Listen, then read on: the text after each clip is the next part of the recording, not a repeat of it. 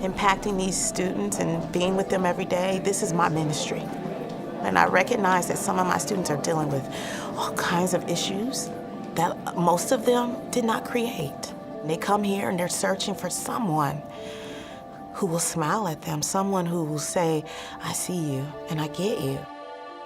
And we want to rescue each and every one of them.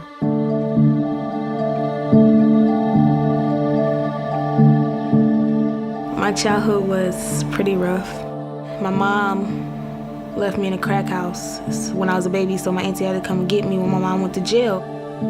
On and off, my mom would get out of prison and my auntie would tell her, come and get her. And my mom would be like, no, if I had to come and get her, I'm gonna kill her because I don't wanna, raise a child. By the time I hit 12, I was running away because of the things that was going on, the molestation, the beatings, her not feeding us. I was just suffocating and nobody just didn't even want me to survive. And I suffer with depression every single day. I've been suffering depression since I was little. When we got our other sister down there, it was 3 of us, so I had to take care of both of the little ones. We didn't have a chance.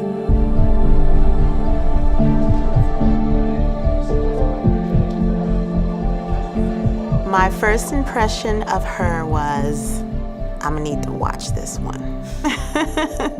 I think from the beginning she felt comfortable and she knew that we cared about her. At first I was like, should I shut her out? Maybe she might try to hurt me or attack me or do everything that everybody else done. What makes her any different? Once I got to know her and be in her class more, it was like, man, she really cared. And she was really being successful with us and things were going very well for her. And then she informed us that they were moving. She got in some trouble, ended up having to go to an alternative placement. I lost touch with her. I was really hurt because I didn't find nobody else like Ms. Miller.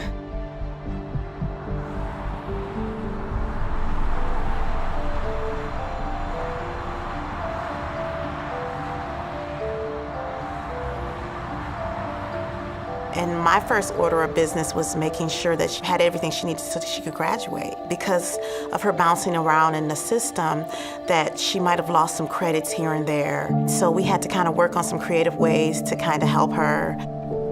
Things started happening with my foster mom. Everything just went bad. And I just got fed up with life, period. At this point, I'm taking everything that happened in life in general, and I'm just like, I'm done. So I told my friend that I was staying at his house, I told him like, I'm finna go to the bridge and I'm just gonna jump off.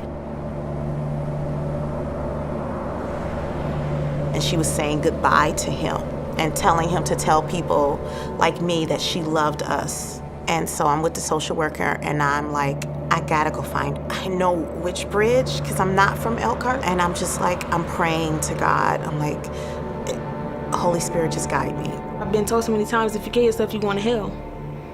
I was like, well, I don't wanna go to hell, but I'm already in hell, so does it matter? At that point, I feel like God didn't care about me.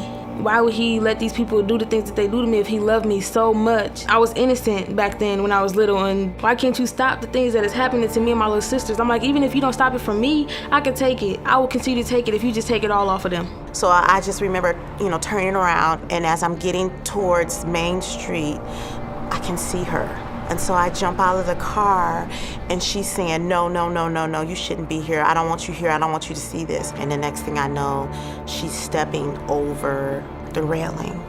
And so she's on the other side. When Ms. Miller came, I felt like when somebody like her actually do care, but then I'm like, no, it's pointless because she can't take me in. I can't go live with her. She can't take care of me. Like, I wanted her to be my mom. I really wish and I prayed that night that she could be my mom and let her be the mom that my mom should have been. Even with the mother that I wanted standing right there, I felt like nothing as good is gonna come to this life. And I keep telling her, he has a plan for you. He has a plan for you. You know this. We've talked about this. And then out of nowhere, my auntie popped up. I'm steady fighting with myself, trying to listen to Miss Miller and seeing if she could say anything that's gonna convince me she's the reason that I shouldn't, but I have many more reasons why I should. And I was like, I'm sorry, Miss Miller, but I gotta go. At that moment, I just kind of knew she was gonna jump. And I grabbed her and her auntie got close enough that she grabbed her hair, and she's struggling out of her coat, and she's screaming, "Let me go." I'm holding on for dear life. I'm trying to take people's hands off me. I'm just fighting. I was fighting to die. I have never been more angry in my life. I felt like it was the end. I felt like I was finally finna be free of everything.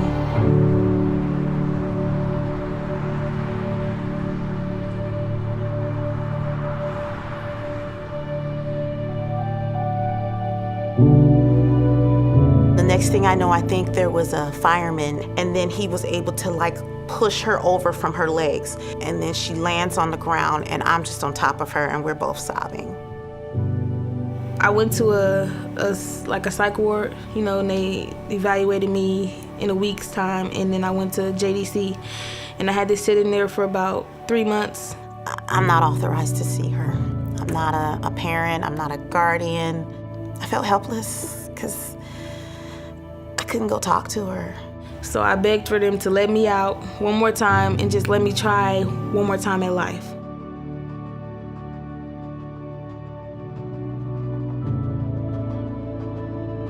I came to school and told Ms. Miller, I gotta graduate. My judge told me that I couldn't do it. The school counselor told them that I was not gonna be able to do it. She was coming to school, and we were helping her get through things, and we were getting her ready for graduation, and she got all her ducks in a row. She had her academics done.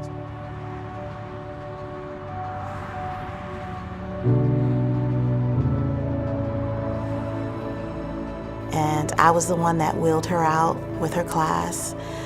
But she was determined to walk across that stage, regardless of the fact that she had pins in her leg. They helped me up there, and I got my diploma, and I feel like that was one of the best days of my life.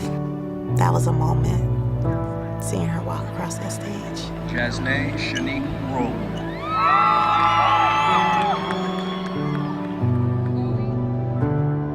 And now I moved to Fort Wayne with my first love, and we had a beautiful, very handsome, smart young boy named Xavier.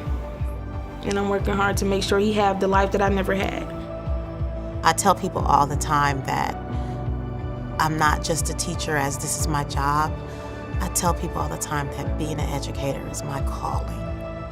I walk in this building knowing that I'm going to impact someone's life because that's what he wants me to do.